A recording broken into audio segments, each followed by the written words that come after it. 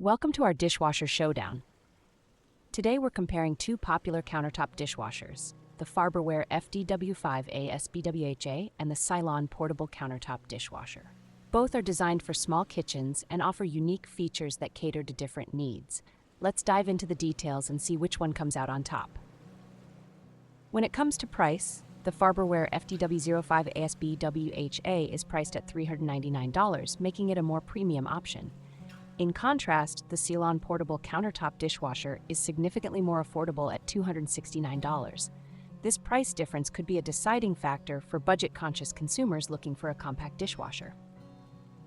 The Farberware offers 5 wash cycles, including specialized options for baby care and glass washing. On the other hand, the Silonn boasts 6 wash programs, providing more versatility with options like eco and intensive cycles. This additional cycle could enhance the cleaning experience for users with diverse washing needs. In terms of cleaning efficiency, the Silonn features a 360-degree triple spray system that ensures thorough coverage and effective cleaning from all angles. The Farberware, while effective, does not offer this advanced cleaning technology. This could make the Silonn a better choice for those seeking superior cleaning performance.